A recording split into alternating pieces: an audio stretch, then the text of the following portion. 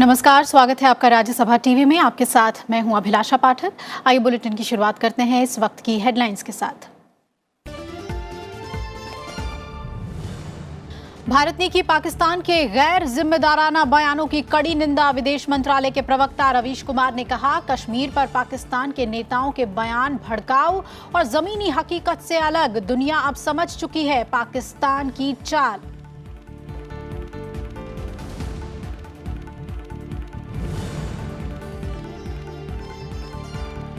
पाकिस्तान को कश्मीर मामलों में दखल नहीं देने का कोई अधिकार। लेह में डीआरडीओ के कार्यक्रम में रक्षा मंत्री राजनाथ सिंह का बयान। कहा, पीओके और गिलगित बाल्टिस्तान पर पाकिस्तान का कब्जा अवैध।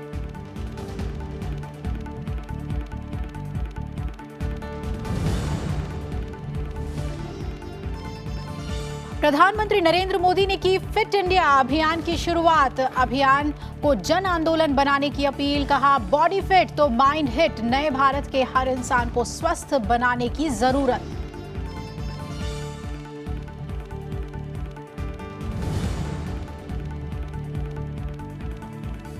हॉकी के जादूगर मेजर ध्यानचंद की जयंती पर राष्ट्रपति रामनाथ कोविंद ने दिग्गज खिलाड़ियों को राष्ट्रीय खेल पुरस्कार से किया सम्मानित।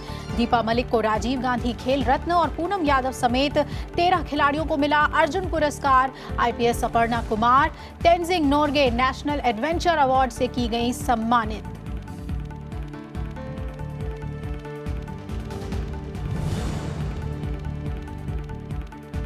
और जल्दी और बेहतर सौदे के साथ किया जाएगा एयर इंडिया का पूरी तरह से निजीकरण।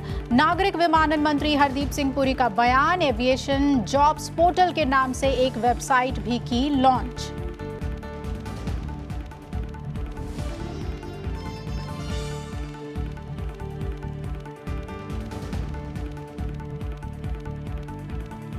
भारत ने पाकिस्तान पर अंदरूनी मामलों में लगातार हस्तक्षेप करने की प्रवृत्ति की घोर निंदा की है। भारत ने पाकिस्तान के नेताओं के बयान पर गहरी आपत्ति व्यक्त करते हुए कहा है कि वो जानबूझकर दुनिया का ध्यान पाकिस्तान की आतंकवादी हरकतों से हटाना चाहते हैं। विदेश मंत्रालय के प्रवक्ता रवीश कुमार ने इस बारे में पूछे गए सवाल में बताया कि पाकिस्तान के नेतृत्व की तरफ से काफी गैर जिम्मेदाराना और भड़काऊ बयान आ रहे हैं। हालांकि विदेश मंत्रालय प्रवक्ता ने कहा कि पाकिस्तान की तरफ से भारत के विमानों के लिए हवाई रास्ता बंद करने के कोई पुख्ता संकेत नहीं मिले हैं। We strongly condemn the highly irresponsible statements made by the Pakistani leadership on matters internal to India. These statements include references to jihad and to incite violence in India.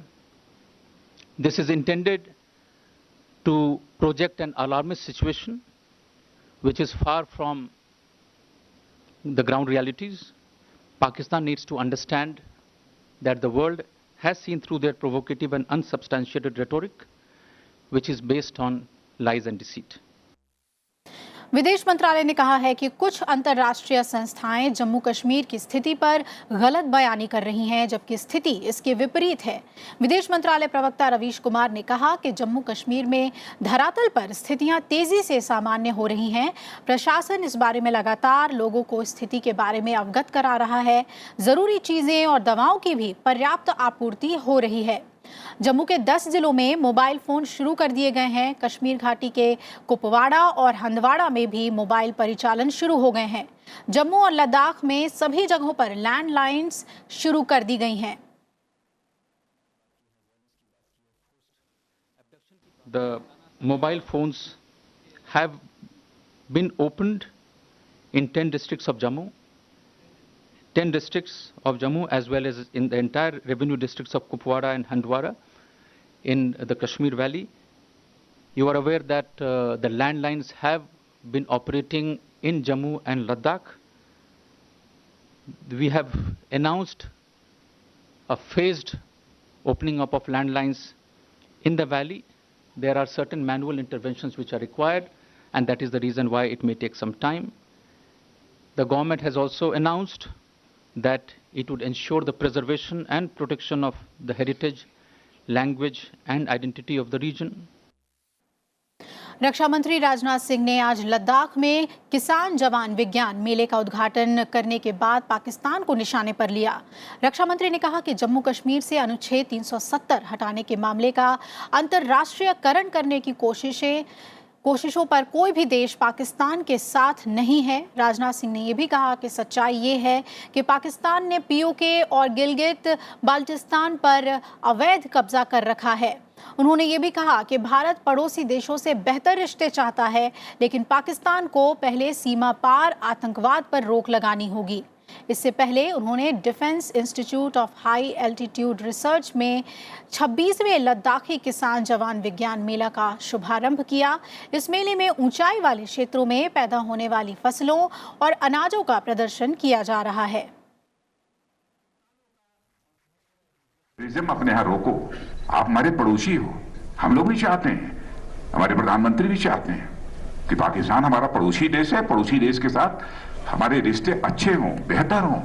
हम तो कहते हैं कहीं कोई समस्या होगी तो मिल बैठकर सुलझा लेंगे, लेकिन आतंकवाद को भी चलाते रहो, आतंकवाद को भी शह देते रहो, प्रश्रय देते रहो, समर्थन देते रहो, भारत को डिस्टेबलाइज करने की बराबर कोशिश करते रहोगे तो बातचीत कैसे होगी?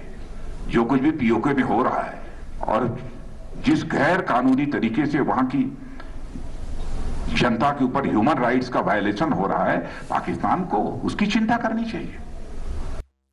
हर कश्मीरी का जीवन कीमती है और सरकार एक भी जीवन का नुकसान नहीं चाहती। जम्मू कश्मीर के राज्यपाल सत्यपाल मलिक ने राज्यसभा टीवी संवाददाता कृति मिश्रा के साथ खास बातचीत में ये बातें कहीं।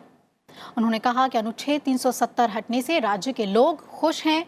राज्यपाल ने जानकारी दी कि राज्य में करीब 59,000 सरकारी पदों की पहचान की गई है जो खाली हैं। सरकार जल्द ही इन पदों पर बहाली की प्रक्रिया शुरू करेगी। साथ ही उन्होंने सेब किसानों के लिए बड़ी राहत की बात कही। लगभग 59,000 गवर्नमेंट सर्विसेज हमने आइडेंटिफाई की हैं कि ये हमारे यहाँ दे आर लाइंग वेकेंट और उसमें हम बड़े पैमाने पे नौजवानों की भर्ती करेंगे। अभी स्किल डेवलपमेंट के लिए सेक्रेटरी आए हुए थे, they have many projects for them, वो करेंगे। इसके अलावा जो हम सेब का जो किसान है उसके लिए हम नाबार्ड बहुत बड़े पैमाने पे ऑलमोस्ट 60% सेब नाबार्ड खरीद लेगा और जो बाजार भाव है उससे 10 रुपये ज़्यादा पे खरीदेगा। तो जो इमीडिएट उनके कंसर्न है, परेशानी है, उनको हम हल करते चलेंगे, नई योजनाएं देंगे, डेवलपमेंट करेंगे। और मैं आपको एश्योर कर सकता हूं कि जो एटीट्यूड हमारे प्रधानमंत्री जी का है, 2-3 साल में कश्मीर ऐसा हो जाएगा कि पार वाला कश्मीर ये कहेगा कि हमको इधर जाना है। राज्यपाल ने भरोसा दिलाया कि जम्मू कश्मीर के लोगों की सांस्कृतिक, भाषाई और धार्मिक पहचान ठीक ढंग से संरक्षित रहेगी। साथ ही उन्होंने कहा कि अनुच्छेद 370 हटने पर राज्य में बड़े पैमाने पर निवेश का रास्ता साफ हो गया है। इन्वेस्टमेंट का तो एक तरह से फ्लड गेट खुलेगा। मुकेश अंबानी कमिट कर चुके हैं पब्लिक फोरम से, इसी तरह से दूसरे लोग हैं, टाटा के लोग विजिट कर गए हैं और जितने भी बिजनेस हाउसेज हैं, अब हम लोग एक वो कर रहे हैं इन्वेस्टमेंट समिट, उसमें हमें हज़ारों करोड़ के MOU साइन होने की उम्मीद है और वो खूब आएंगे यहाँ पे लोग। यहाँ इतनी गुंजाइश है, जैसे IT सेक्टर है और ये आपका जो इलेक्ट्रॉनिक का जो मैन्युफैक्चरिंग है, इससे बेहतरीन आबो हवा पूरे देश में नहीं है। यहाँ तो HMT का कारखाना होता था, वो अनफॉर्चुनेटली बंद हो गया। तो हर फील्ड में लोग आएंगे। टूरिज्म में इतनी पॉसिबिलिटीज़ हैं, हमने करीब 125 नए रूट्स खोल दिए हैं उनके लिए, ट्रैकिंग के लिए लद्दाख में और यहाँ। और अभी हम जो हमारा करगिल का एयरपोर्ट है उसको हमने 200 करोड़ रुपए दिए हैं, उसको हम बड़े जहाज़ के लिए खुलवा रहे हैं। तो वहाँ बहुत बड़े पैमाने पे टूरिस्ट आएगा। जम्मू इसमें कश्मीर में तो इतनी बेहतरीन जगह हैं। अब जब ये हुआ है उससे पहले तो 100% यहाँ वो था, जिसको कहिए होटलों में ऑक्यूपेंसी 100% थी। राज्यपाल सत्यपाल मलिक ने कहा कि जम्मू कश्मीर में 6,000 मकान कश्मीरी पंडितों के लिए तैयार हैं, वो उन्हें फ्री दिया जाएगा। 6000 तो मकान पीएमडीपी से बन गए हैं, तैयार हो गए हैं, वो हम उनको फ्री देंगे। इसके बाद वो जहां जहां अपील तो हमने यहाँ के अलगाववादियों से भी की है, मेन स्ट्रीम वालों से भी की है कि भाई तुम्हारी ड्यूटी है कि तुम मोहल्लों के लोगों को लेके जाओ और वो उनको कहें कि आओ भाई आओ, तुम्हारा घर यहाँ पे था। लेकिन वो नहीं भी करते हैं तो हम सेकंड बेस्ट अल्टरनेटिव हमारे पास ये है, जहां जहां उनकी आबादी थी, पुलवामा है, जो जो जगह हैं, अनंतनाग है, वहां हम उनकी बढ़िया फ्लैट्स की या मकानों की कॉलोनी बनाएंगे और वो हमने ईयर मार्क कर लिए जगह वगैरह भी, और उनको नॉमिनल चार्जेस पे दे देंगे। जम्मू कश्मीर के राज्यपाल सत्यपाल मलिक के साथ इस बातचीत को आप देख सकते हैं हमारे खास कार्यक्रम खास मुलाकात में आज रात 10:30 बजे। उपराष्ट्रपति एम वेंकैया नायडू ने कहा कि जम्मू कश्मीर भारत का अभिन्न अंग है और देश के अंदरूनी मामलों में किसी बाहरी देश का दखल मंजूर नहीं है। विशाखापट्टनम में society for applied microwave electronics engineering and research यानी समीर के कार्यक्रम में उन्होंने कहा कि जम्मू कश्मीर भारत का अभिन्न अंग है और देश के अंदरूनी मामलों में किसी बाहरी देश का दखल मंजूर नहीं है। उपराष्ट्रपति ने पाकिस्तान की ओर से आतंकवाद को बढ़ावा देने को लेकर कहा कि हमें राष्ट्रीय सुरक्षा के खतरों से हमेशा सावधान रहना चाहिए और रक्षा तैयारियों को हमेशा अपने चरम पर रखना चाहिए।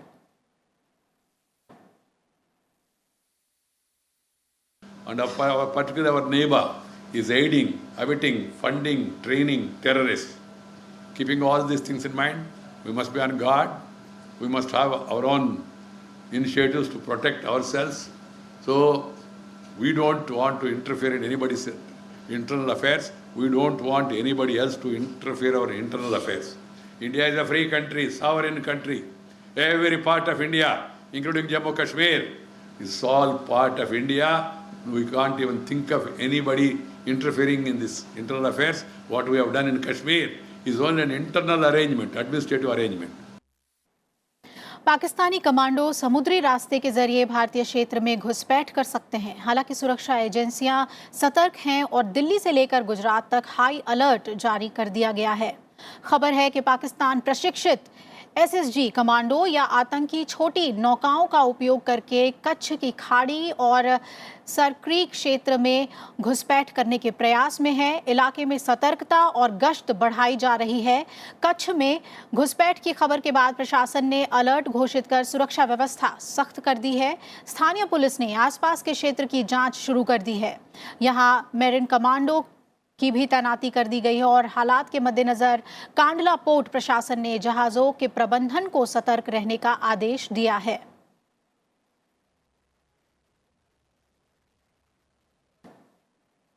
प्रधानमंत्री नरेंद्र मोदी ने आज राष्ट्रीय खेल दिवस पर लोगों को सेहतमंद रहने की मुहिम फिट इंडिया मूवमेंट की शुरुआत की। इसका लक्ष्य लोगों को फिट रहने के लिए जागरूक बनाना है। सरकार इसे स्वच्छता अभियान की तर्ज पर आगे बढ़ाएगी।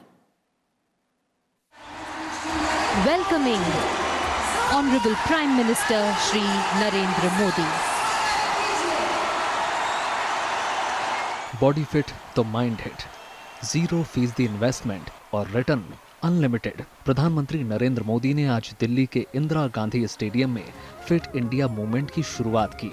इसके तहत देश भर में स्कूल, कॉलेज, जिला और ब्लॉक समेत हर स्तर पर इस मूवमेंट को मिशन की तरह चलाया जाएगा।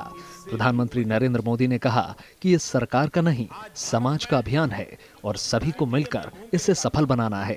साथियों, लाइफस्टाइल डिसीज हो रही है लाइफस्टाइल डिसऑर्डर की वजह से, और लाइफस्टाइल डिसऑर्डर को हम लाइफस्टाइल बदल के उसमें बदलाव करके उसको ठीक भी कर सकते हैं। तमाम ऐसी बीमारियां हैं जिन्हें हम अपने डेली रूटीन में छोटे छोटे बदलाव करके, अपनी लाइफस्टाइल में बदलाव करके उससे हम बच सकते हैं। सिर्फ कुछ लोगों को फिट रहने से नहीं, बल्कि पूरे देश के फिट रहने से ही देश का फायदा होगा। नया भारत का हर नागरिक फिट रहे, अपनी ऊर्जा बीमारियों के इलाज में नहीं, बल्कि खुद को आगे बढ़ाने में, अपने परिवार, अपने देश को आगे बढ़ाने में लगाए। इस दिशा में हमें आगे बढ़ना होगा। प्रधानमंत्री नरेंद्र मोदी ने इस मौके पर कहा कि जीवन का लक्ष्य तय करना जरूरी है। फिटनेस का बाय प्रोडक्ट है सुख और समृद्धि। फिटनेस के प्रति जागरूकता से दिनचर्या बदलती है। उन्होंने कहा कि देश की जनता ही इस कैंपेन को आगे बढ़ाएगी, जो नए भारत को श्रेष्ठ भारत बनाने का काम करेगी।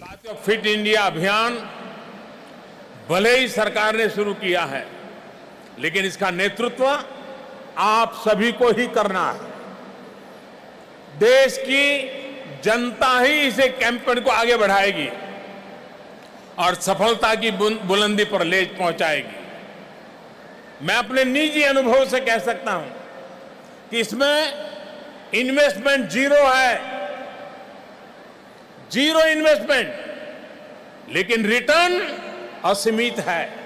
वहीं कार्यक्रम में मौजूद केंद्रीय खेल मंत्री किरण रिजिजू ने कहा कि खेल मंत्रालय के अलावा मानव संसाधन विकास मंत्रालय, पंचायती राज मंत्रालय और ग्रामीण विकास जैसे मंत्रालय आपसी तालमेल से काम करेंगे। साथ ही इस अभियान में खेल, उद्योग, राजनीति और फिल्मी जगत समेत हर क्षेत्र से जुड़ी बड़ी हस्तियों को शामिल किया जाएगा और सरकार इसका हर माध्यम से प्रचार प्रसार करेगी। आगे इसको एक अभियान के रूप में हम लोग ले जाना चाहते हैं। आपको आह्वान करना चाहता हूं, आज प्रधानमंत्री जी का मार्गदर्शन मिलने के बाद इस कार्यक्रम को हम एक नई ऊंचाई तक ले जाएंगे, जिसके लिए हर भारतवासियों को साथ में जुड़ करके काम करना होगा। फिट इंडिया की शुरुआत खेल दिवस के मौके पर हुई है। मेजर ध्यानचंद का जिक्र करते हुए प्रधानमंत्री ने कहा कि उनकी स्टिक ने दुनिया को मुग्ध कर दिया था। प्रधानमंत्री ने फिट इंडिया को लोगों से जन आंदोलन बनाने के लिए कहा। नवविक्रम सिंह, राज्यसभा टीवी। वहीं राष्ट्रपति रामनाथ कोविंद ने खेल जगत में विशेष उपलब्धि हासिल करने वाले कई खिलाड़ियों को आज राष्ट्रीय खेल पुरस्कार से सम्मानित किया। राष्ट्रपति भवन के दरबार हॉल में हुए समारोह में सबसे पहले रियो पैरालंपिक की पदक विजेता पैरा एथलीट दीपा मलिक को देश के सर्वोच्च खेल सम्मान राजीव गांधी खेल रत्न पुरस्कार से सम्मानित किया गया।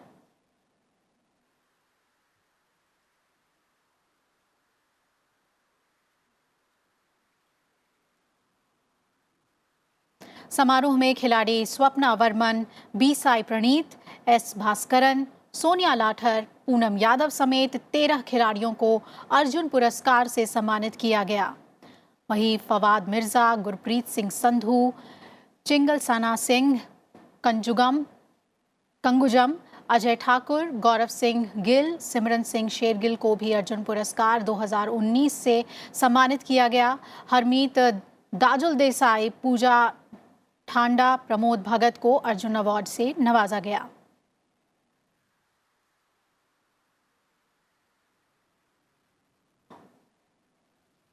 वहीं badminton coach Vimal Kumar, table tennis coach Sandeep Gupta, hockey coach Mezban Patel और कबड्डी कोच रामबीर सिंह खोखर और क्रिकेट कोच संजय भारद्वाज को इस साल के द्रोणाचार्य पुरस्कार से सम्मानित किया गया।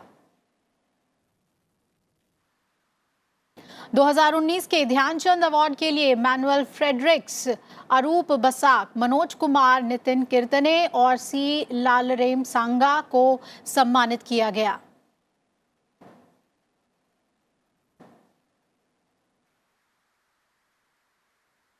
लंबे समय से कर्ज संकट से जूझ रही सरकारी एयरलाइन एयर इंडिया का पूरी तरह निजीकरण होगा। केंद्रीय नागरिक उड्डयन मंत्री हरदीप सिंह पुरी ने कहा है कि सरकार एयर इंडिया के निजीकरण के लिए संकल्पित है।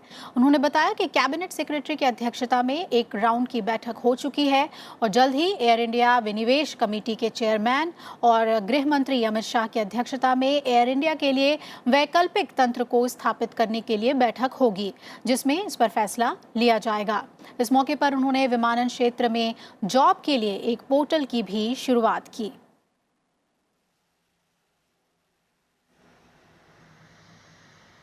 The government's determination to privatize Air India is a given. It's undiluted. The procedure involves the formation of an alternate mechanism, which is a group of ministers. My submission to you, that has been formed. It is headed by our Home Minister, Shri Amit Shah ji. Before you reach that level, there has to be a meeting taken at the Cabinet Secretary's level to prepare the ground, sift that. That meeting has taken place. भारतीय reserve bank ने गुरुवार को वित्त वर्ष 2018-19 के लिए अपनी वार्षिक रिपोर्ट जारी कर दी है। रिपोर्ट में कहा गया है कि देश में चलन में मौजूद मुद्रा 17% बढ़कर 21.10 लाख करोड़ रुपए पर पहुंच गई है। रिपोर्ट में बताया गया है कि वित्त वर्ष 2018-19 में बैंकों में 71,543 करोड़ रुपए की धोखाधड़ी के 6,801 मामले सामने आए हैं। रिपोर्ट में यह भी कहा गया है कि घरेलू मांग घटने से आर्थिक गतिविधियां सुस्त पड़ी हैं और अर्थव्यवस्था को रफ्तार देने के लिए निजी निवेश बढ़ाने की जरूरत है। आरबीआई ने कहा है कि IL&FS संकट के बाद NBFC से वाणिज्यिक क्षेत्र को ऋण प्रवाह में 20% की गिरावट आई है।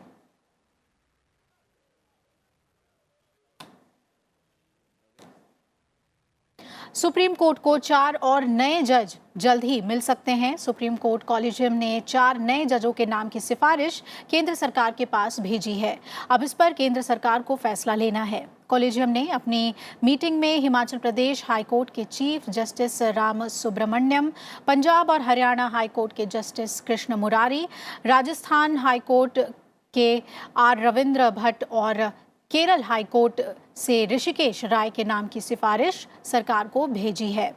राष्ट्रपति रामनाथ कोविंद ने सुप्रीम कोर्ट में जजों की संख्या 31 से बढ़ाकर 34 करने के विधेयक पर हस्ताक्षर किया था। वहीं जस्टिस अभय मनोहर सप्रे रिटायर हो गए हैं। ऐसे में 4 नए नामों की सिफारिश की गई है। इस वक्त सुप्रीम कोर्ट में जजों की संख्या 30 है।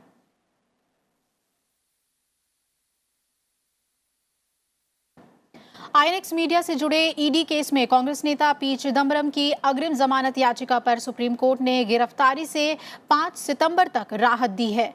दिल्ली हाईकोर्ट के अग्रिम जमानत रद्द किए जाने के फैसले को चुनौती देने वाली याचिका पर सुप्रीम कोर्ट 5 सितंबर को फैसला सुनाएगा। कोर्ट ने ईडी से चिदम्बरम से पहले हुई पूछताछ और दूसरे दस्तावेज सीलबंद लिफाफे में सौंपने को कहा है।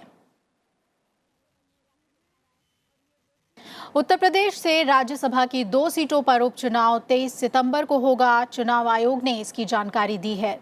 दोनों सीटों के लिए 5 सितंबर को अधिसूचना जारी की जाएगी। नामांकन की आखिरी तारीख 12 सितंबर होगी। नामांकन पत्रों की जांच अगले दिन यानी कि 13 सितंबर को होगी और 16 सितंबर तक उम्मीदवार अपना नामांकन वापस ले सकेंगे। जरूरत पड़ने पर 23 सितंबर को इन सीटों पर मतदान होगा और नतीजों का ऐलान होगा। सुरेंद्र सिंह नागर और संजय सेठ के इस्तीफे के बाद ये सीटें खाली हुई हैं।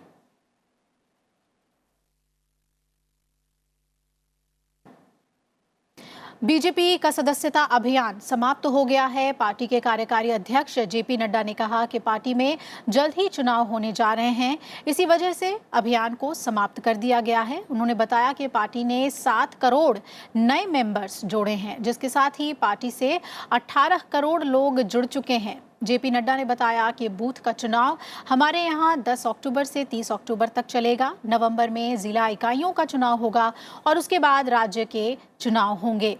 उन्होंने कहा कि संगठन का राष्ट्रीय स्तर का चुनाव दिसंबर महीने में होगा। बूथ का इलेक्शन हमारे यहाँ 10 अक्टूबर टू 30 तक हम बूथ पर करेंगे। नवंबर महीने में हम इसी प्रोसेस को जिले में करेंगे और उसके बाद हम स्टेट में करेंगे और नेशनल चुनाव हम दिसंबर के बाद करेंगे, दिसंबर में करेंगे। इस तरीके का हमारा प्रोसेस रहेगा। गुजरात के गांधीनगर में पंडित दीनदयाल उपाध्याय पेट्रोलियम विश्वविद्यालय के 7वें दीक्षांत समारोह में केंद्रीय गृह मंत्री अमित शाह ने आज शिरकत की। दीक्षांत समारोह को संबोधित करते हुए गृह मंत्री अमित शाह ने कहा कि भारत विश्व की सबसे तेजी से बढ़ने वाली अर्थव्यवस्था है। सरकार ने 2022 तक 5 ट्रिलियन की अर्थव्यवस्था बनाने का लक्ष्य रखा है। अमित शाह ने पंडित दीनदयाल उपाध्याय के योगदान को याद किया। इसके अलावा उन्होंने पर्यावरण और जलवायु परिवर्तन के मुद्दे पर ध्यान देने की बात कही। और दीनदयाल जी ने यही अंत्योदय की थियरी दी थी कि जब तक देश में एक भी गरीब व्यक्ति है, हमें संतोष लेने का अधिकार नहीं है। हर व्यक्ति को विकास की स्पर्धा में सबसे पहले नंबर पर लाने का प्रयास इस देश ने करना चाहिए। कि आने वाला जमाना पर्यावरण का जमाना है। आने वाले जमाने में अगर मानव हम देश के अंदर ग्लोबल वार्मिंग और क्लाइमेट चेंज की चिंता नहीं करेंगे तो हम दुनिया को लंबे समय तक स्वस्थ और सुंदर नहीं देख पाएंगे। केंद्रीय गृह मंत्री अमित शाह गुजरात के दौरे पर हैं और अमित शाह ने आज अहमदाबाद में बैटरी से चलने वाले इको फ्रेंडली बसों को झंडी दिखाकर रवाना किया। साथ ही उन्होंने वृक्षारोपण कार्यक्रम में भी हिस्सा लिया। अहमदाबाद में एक कार्यक्रम को संबोधित करते हुए अमित शाह ने महिलाओं से प्लास्टिक बैग का इस्तेमाल नहीं करने की अपील की।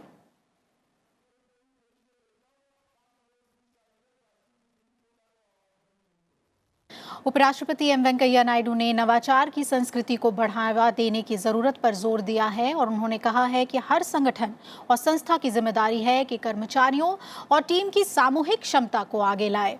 हैदराबाद में quality circle forum of India के 33वें वार्षिक सम्मेलन को संबोधित करते हुए उपराष्ट्रपति ने कहा कि ये संस्थान के शीर्ष प्रबंधन और अधिकारियों की जिम्मेदारी है कि कर्मचारियों में टीम भावना को बढ़ावा देने के साथ ही नए विचारों को प्रोत्साहित करें जिससे वो मजबूती से अपनी राय रख सकें।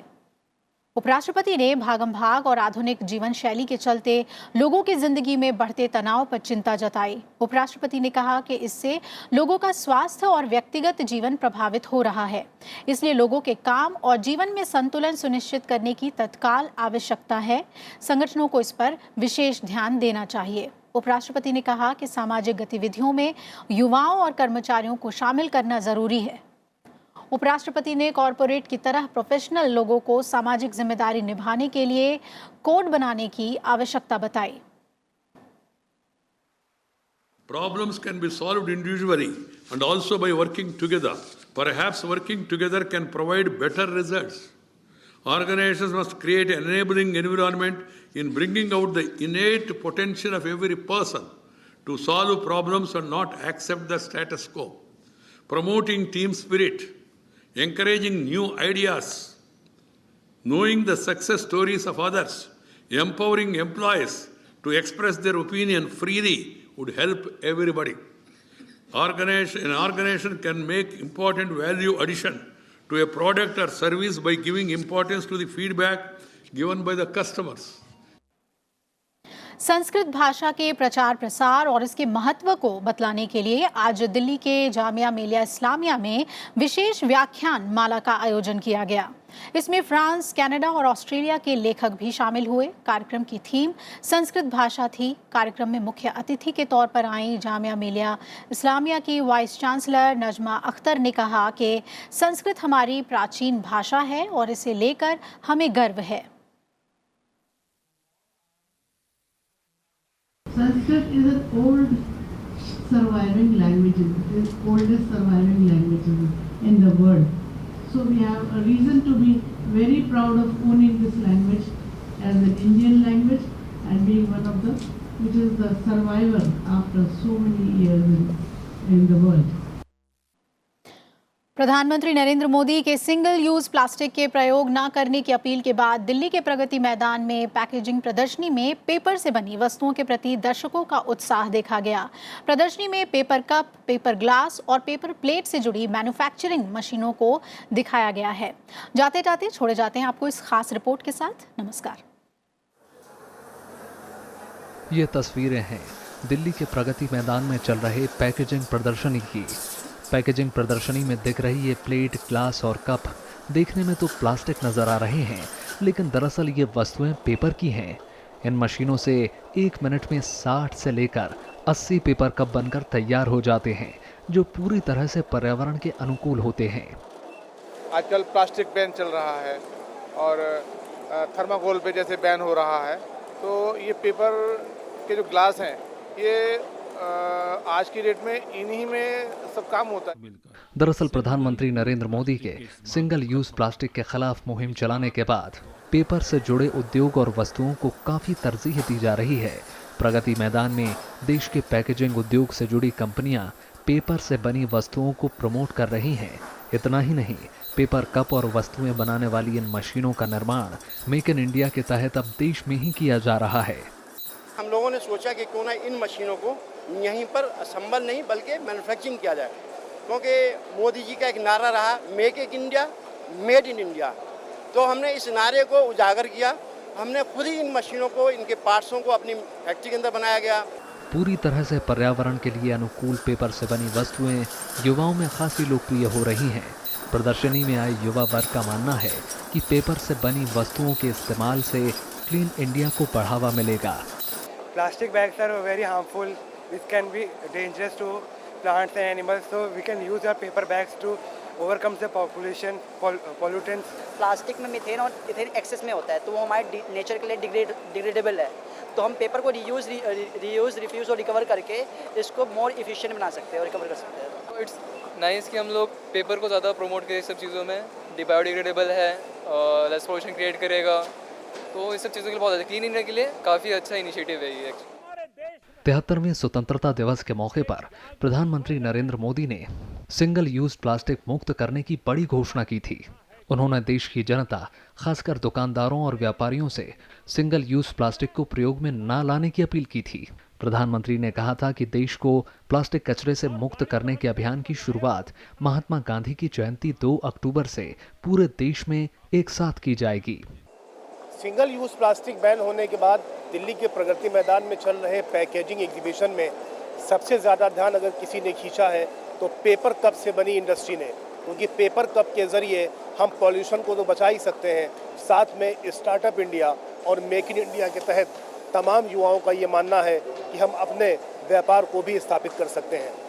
कैमरामैन संतोष के साथ मोहम्मद फातेह टीपू, राज्यसभा टीवी, दिल्ली।